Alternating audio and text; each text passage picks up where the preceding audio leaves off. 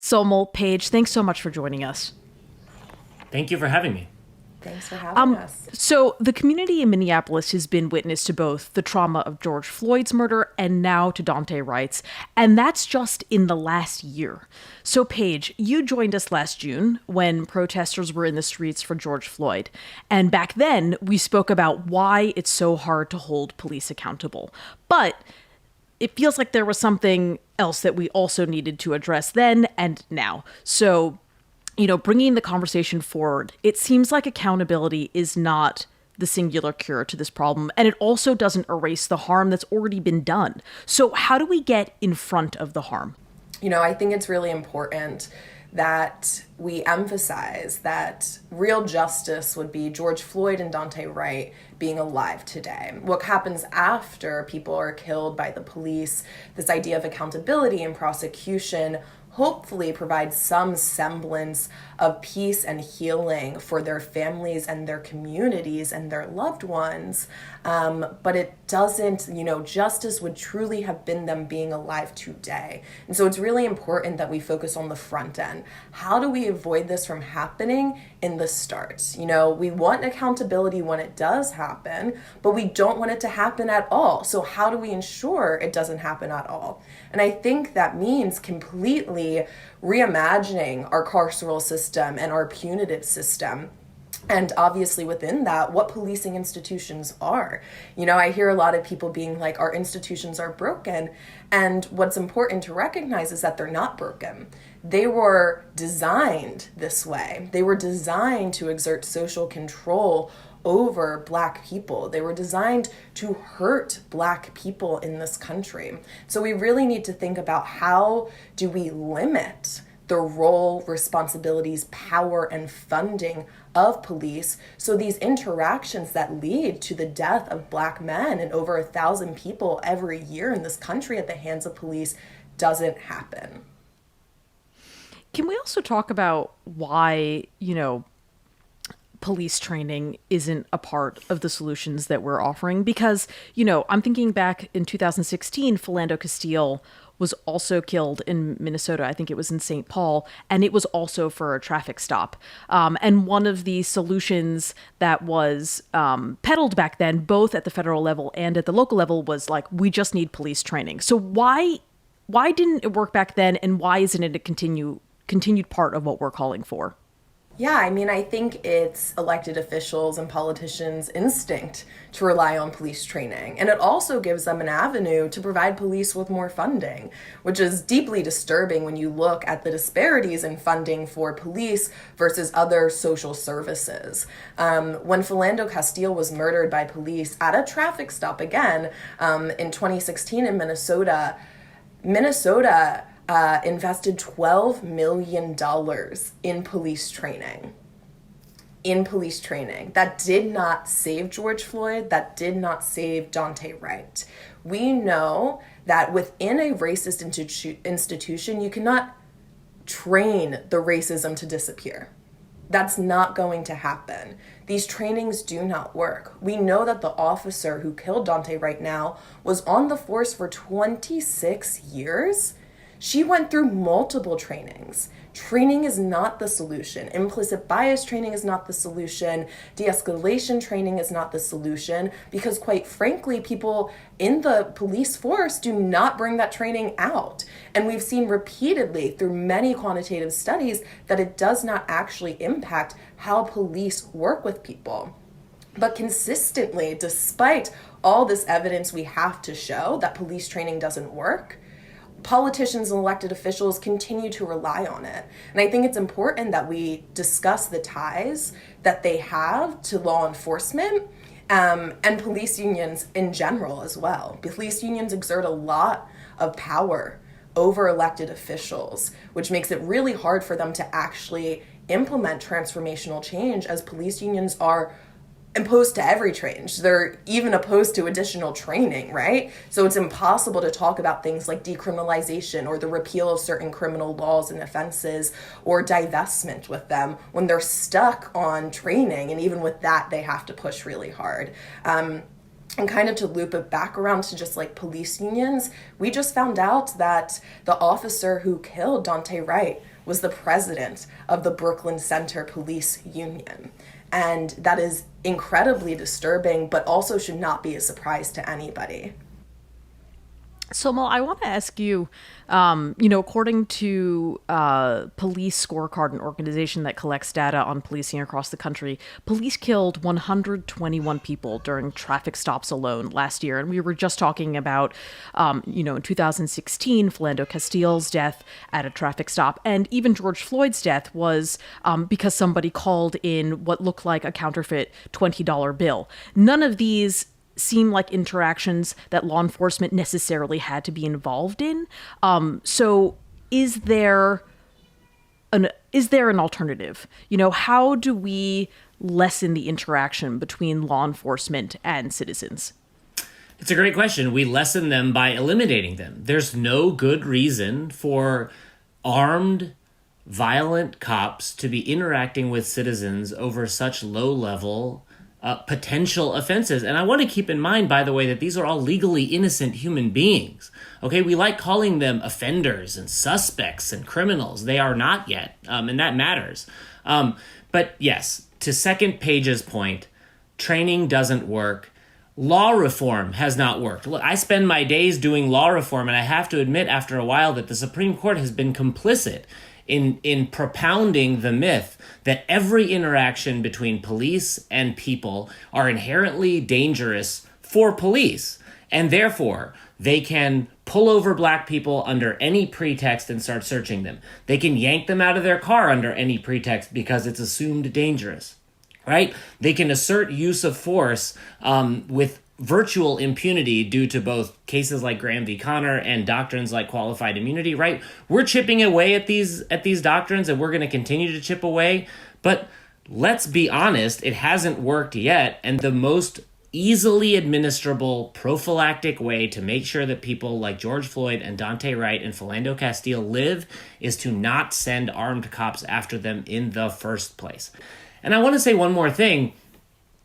I think cops want this too, okay? Forget the police union nonsense, okay? And forget the party line.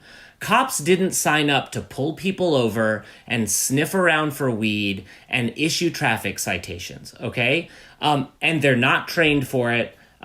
They're not good at it. We have to say out loud now. And they more than often end up harming more than they help.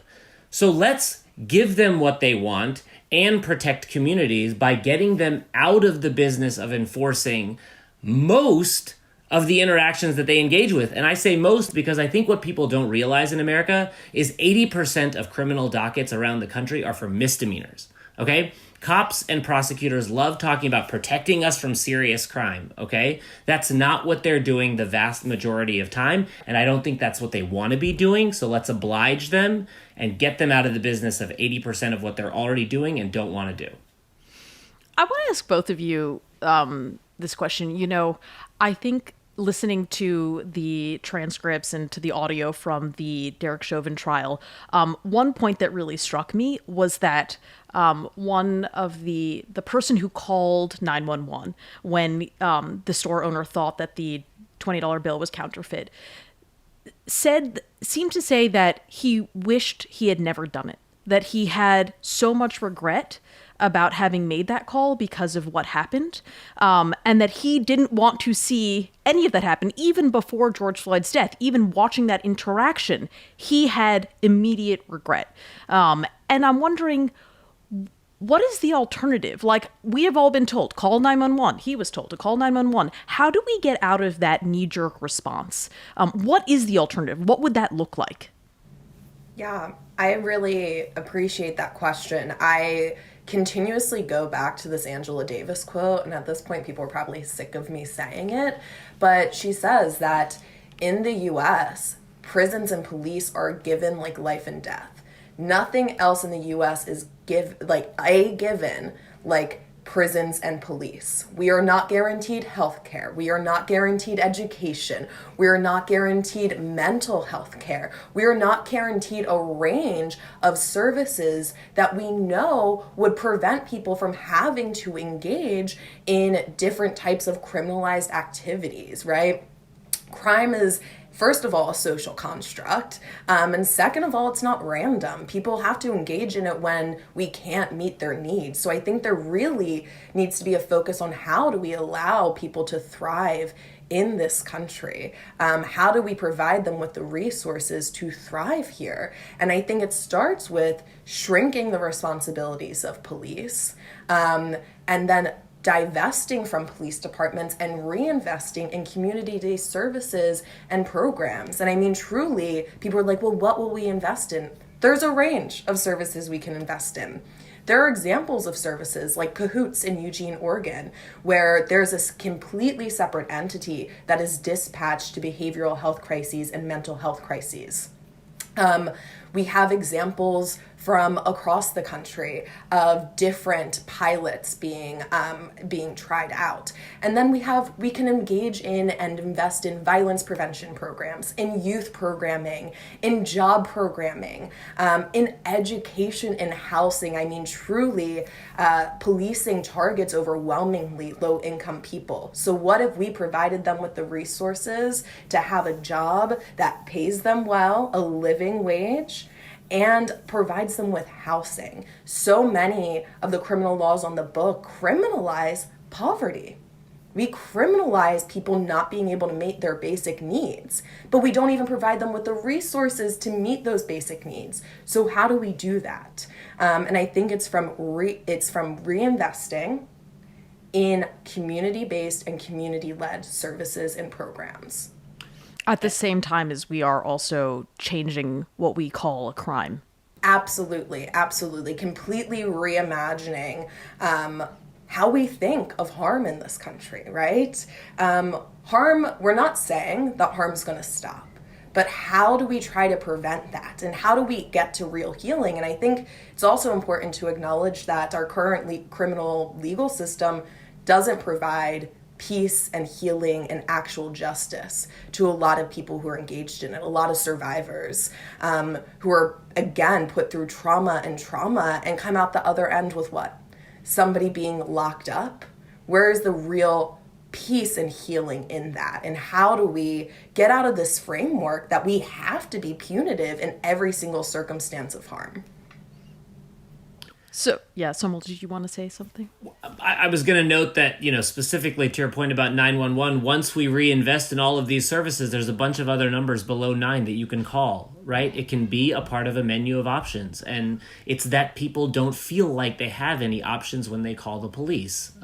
Let's give them to them. I also want to talk for a second about Daunte Wright, because we will inevitably see tough on crime people say, well, he had an open warrant. Okay, but let's talk about that. First of all, there is no justification for killing him. So I hesitate to even talk about the circumstances that got him there, because that's playing on their turf. But I want to note just how many failures led to the situation that we saw just a few days ago. Daunte Wright had an open warrant because he pled guilty to 2 petty misdemeanors when he was 18, okay? One for smoking weed and one for something called disorderly conduct, okay? If we had a society that really cared about uplifting Black boys instead of tearing them down, and we had invested in the kind of social services that Paige is talking about, he would have never got within 1,000 feet of a courtroom for something that white kids and privileged kids do all day, every day when they're 18 with no fear of criminal consequence. And yet we target the criminal system at people like Daunte Wright so that when he is pulled over for a nonsense charge like hanging air fresheners from his rearview mirror, he all of a sudden has an open warrant, he's considered potentially dangerous, and then they can handle him like an animal and shoot him down in his car. So all of these failings prove that we have an addiction to incarceration to deal with societal problems and a real lack of policy imagination. And so it's that policy imagination that would, in a very real way, have saved Daunte Wright's life, because he never would have been in the position of having an open warrant for doing what 18-year-olds do across this country every single day. I'm also curious about talking about how racial profiling factors into low-level offenses like traffic violations. Race is not new to our understanding of the criminal justice system, even in Minneapolis. I mean, I think in 2014, the ACLU got arrest data from the Minneapolis Police Department for low-level offenses that happened somewhere between like January 2012 and September 2014.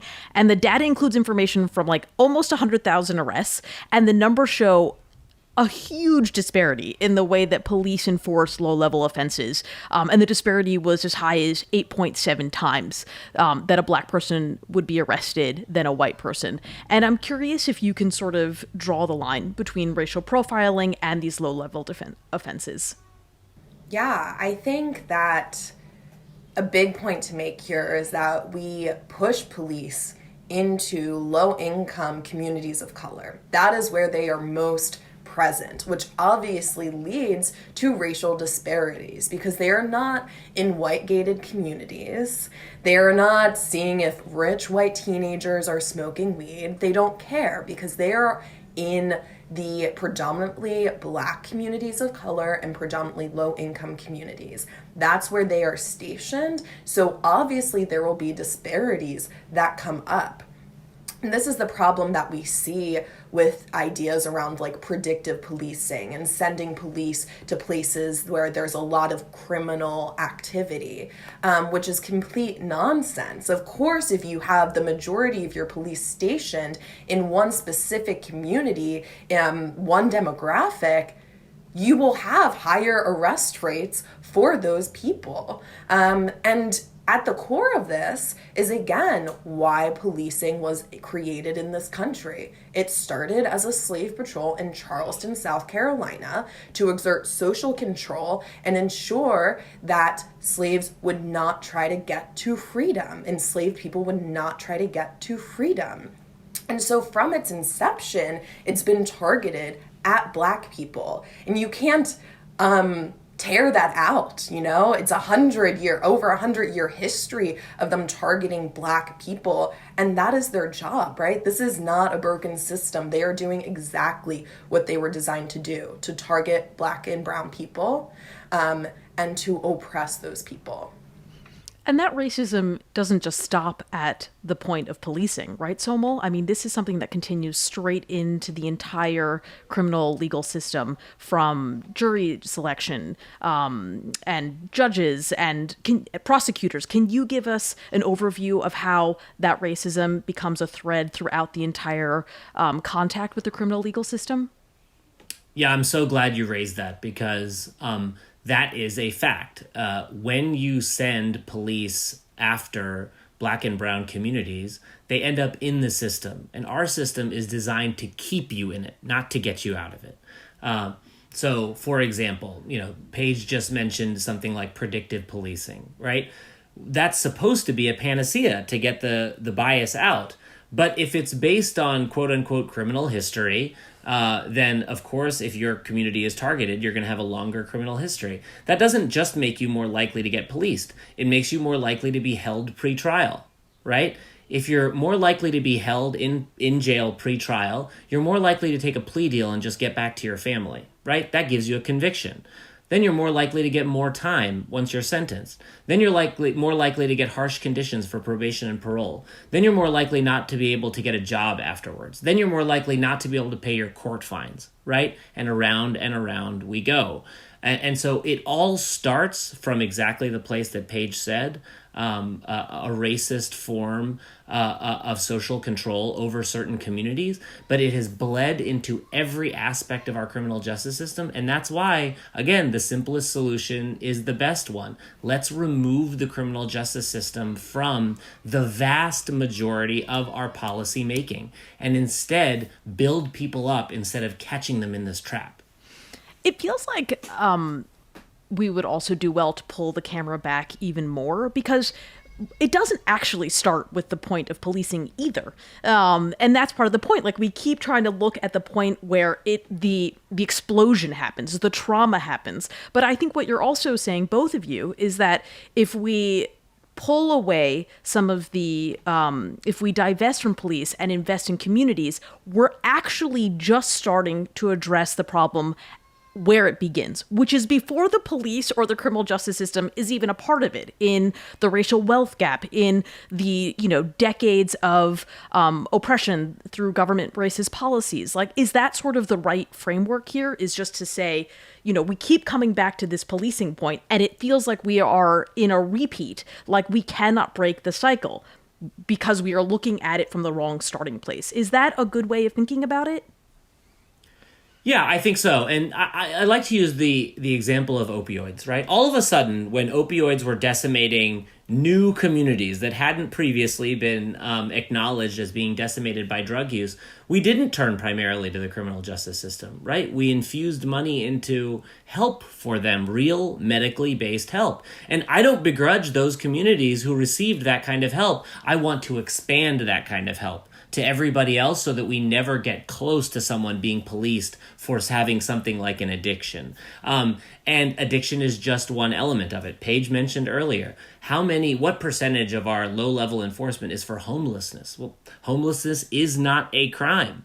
And if we had just taken the money that we gave to the police officers who went around arresting homeless people and instead gave them homes, we'd be saving ourselves a lot of trouble. And on. It goes like that for every social ill that we need to cure. Policing and prosecution are not the answers to them. I also wanted to come back to where we started, which is talking about accountability, because I think we've acknowledged that the criminal legal system is not the best place for accountability, but where is the best place? What is a better system of accountability? Because as you said, Paige, earlier, we cannot prevent harm. Harm will happen. So what systems can we look at, or what models can we look at for accountability? Yeah, there's a lot of amazing work that abolitionist feminists have done on this, especially groups like Survived and Punished, and how they engage in healing. And I think some good models are kind of transformative justice and restorative justice models. And some of these models have been piloted on a small level. One example I can give, I'm from Philadelphia. There's a school called Kensington Kappa, and at that school there were incredibly high arrest rates because there were police stationed in those schools, incredibly high suspension and expulsion rates as well, when they were focusing and relying on school police to fix all the problems. Kensington Kappa actually ended up implementing, under a new principle, a restorative justice program where there were counselors in the room, teachers in the room, and the parties who were affected by harm, the people who hurt people and the people who were hurt, and dramatically reduced arrests, suspensions, and detentions and expulsions almost immediately after implementing this program. And so that is a small program, but it really, I think can extend larger. And I think it's really important that we engage survivors in what healing and justice means. I know that there are groups in Philadelphia that are part of a large coalition right now that are trying to reimagine justice. They polled thousands of people in Philadelphia. What does justice look like to you? What programs would help you? And I think it is specific to every community, and that we should be really focused on local solutions. But there are models out there that we can build upon.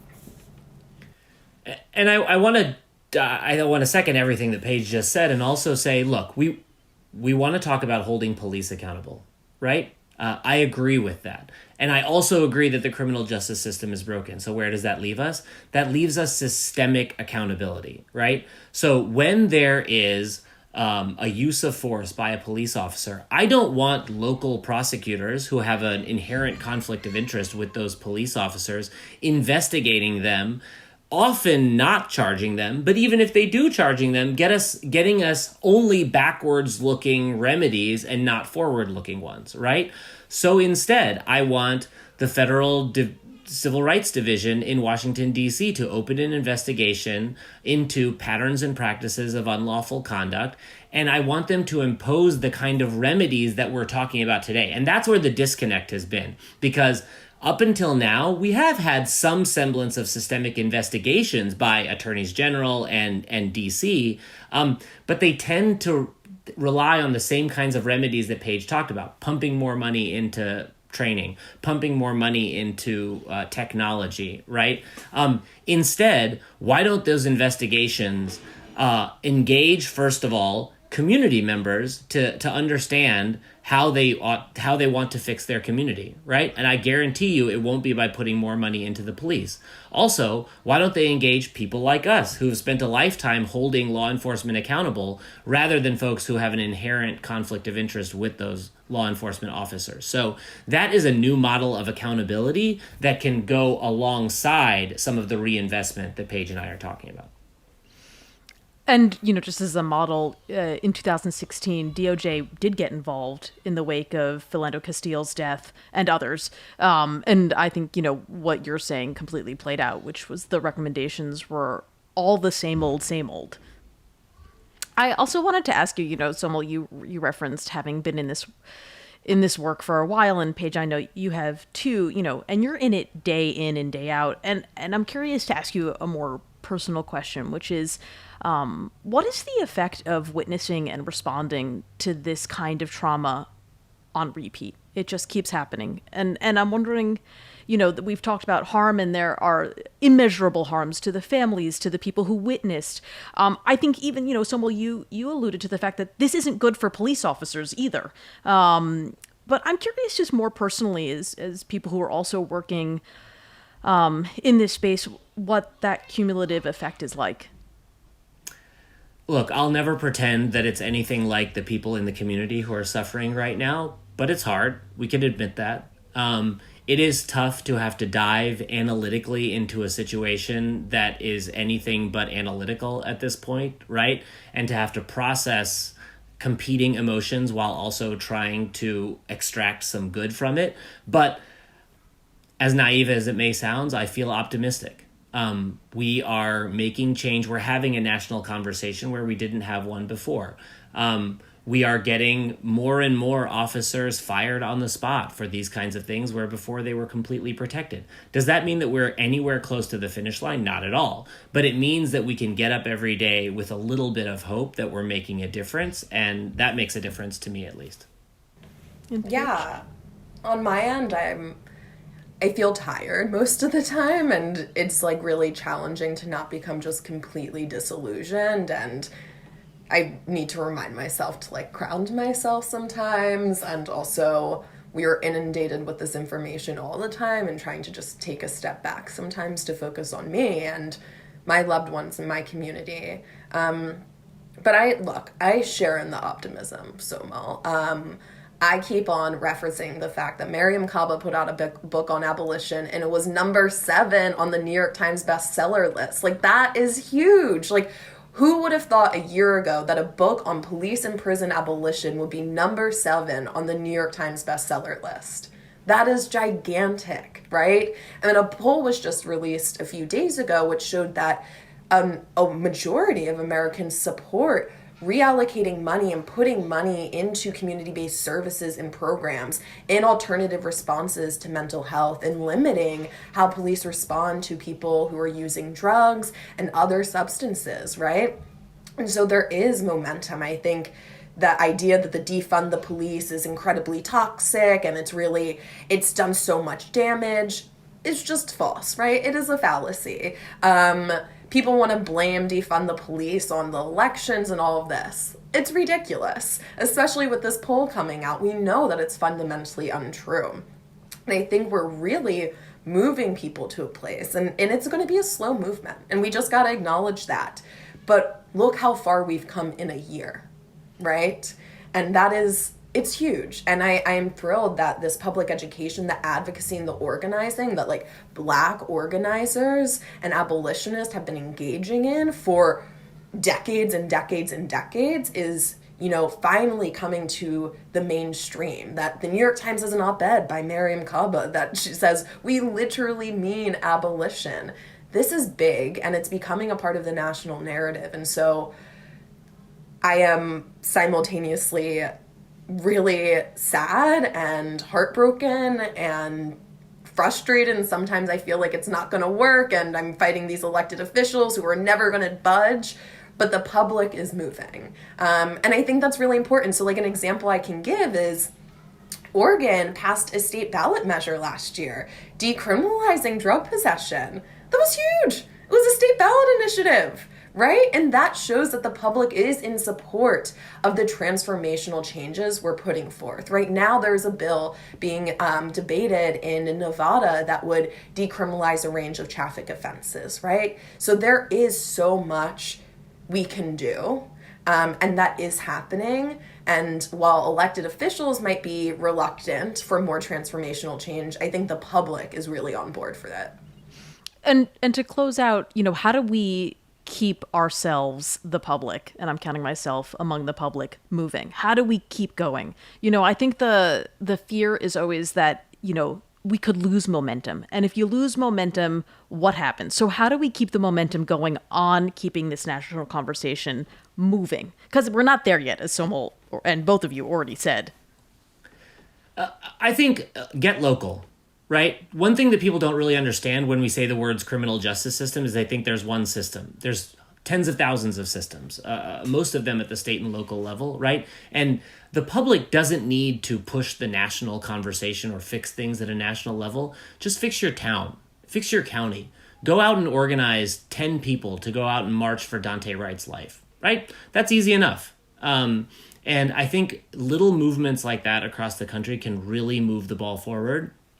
Instead of putting the entire weight of the movement on your shoulders, start small.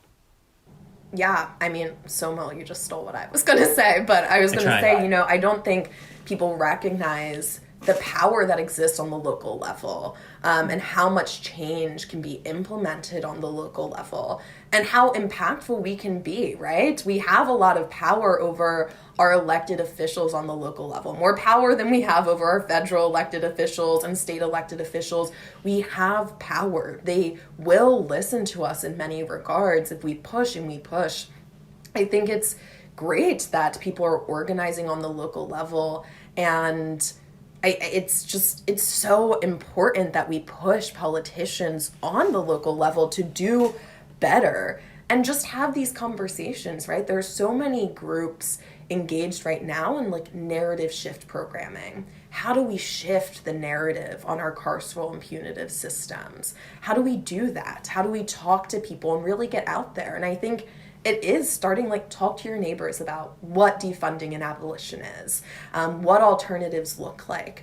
And we've found through different organizing tactics we've used at the ACLU that long-term conversations with people move them.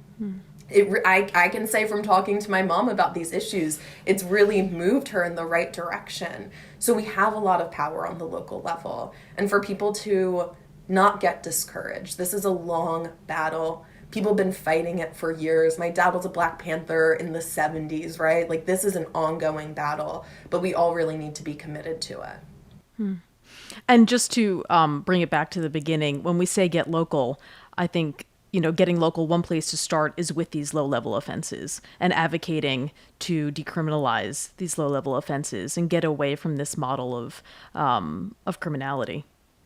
Yeah, absolutely. It's so important that we work on, not only decriminalization, but also the repeal of certain criminal laws. Like, something dangling in the back of your mirror or your car shouldn't be on the books. Like, things like open container rules, why do they exist? Why is that a thing that exists? Like, we did a study in Charleston, South Carolina that showed that one of the most enforced offenses there that people were arrested for was open container rules. In South Carolina, in Charleston, like a party city, right? Why do these exist in the first place? And I think it really means us pushing.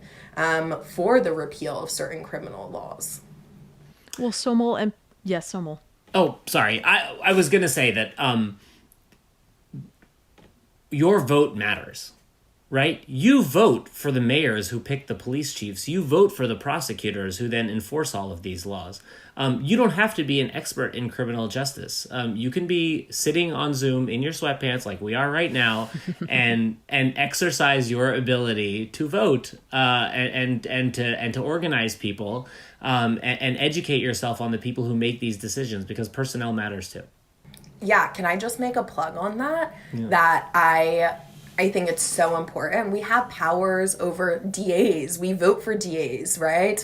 We vote for judges, at least here in Pennsylvania. There are so many people that play a key role in the criminal legal system and have so much power within it to change it, that we have the power to vote for. So on that note, just a plug that Philadelphia has an upcoming primary election in May for DAs and judges. And I'm sure they're happening across the country. So for people to be aware of local elections, keep their eyes on them, and their vote really matters. Well, Paige and Somil, thank you so much for taking the time to talk to us today. We're so appreciative of you. Thank you Molly. So much. Thank you. Thank you so much for joining us. To get more of these conversations, subscribe to the channel and click the notification bell, or subscribe to At Liberty wherever you get your podcasts.